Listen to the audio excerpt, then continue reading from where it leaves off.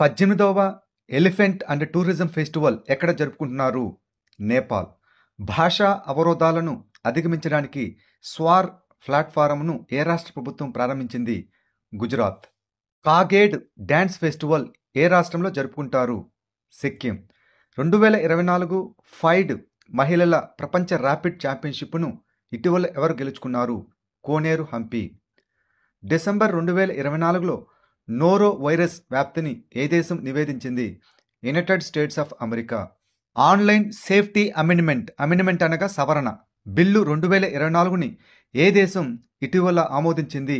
Australia.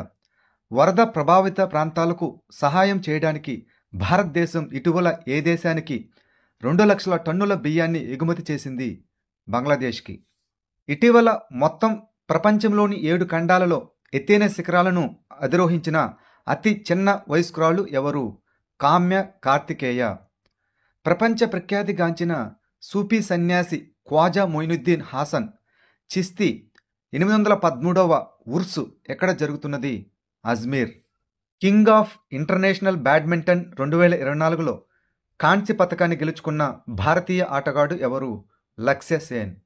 World audio visual మరియు entertainment summit 2025కి ఏ దేశం ఆతిథ్యం చేయబడింది? భారతదేశం. కేంద్ర ప్రభుత్వం ఏ తరగతులకు నో డిటెన్షన్ విధానాన్ని రద్దు చేసింది? 5 మరియు 8 తరగతుల వారికి. పోబిటోరా వన్యప్రాణుల అభయారణ్యం ఏ రాష్ట్రంలో ఉంది? అస్సాం. భారతదేశం అంతటా రైతు ఉత్పత్తిదారుల సంస్థలను ప్రోత్సహించడంలో ఏ సంస్థ కీలక పాత్ర పోషిస్తున్నది? చిన్న రైతుల అగ్రి బిజినెస్ కన్సార్టియం. ఇటీవల వార్తల్లో కనిపించిన సూపర్ పొజిషన్ మరియు ఎంటాంగిల్మెంట్ అనే పదాలు ఏ రంగానికి సంబంధించినవి? Quantum mechanics.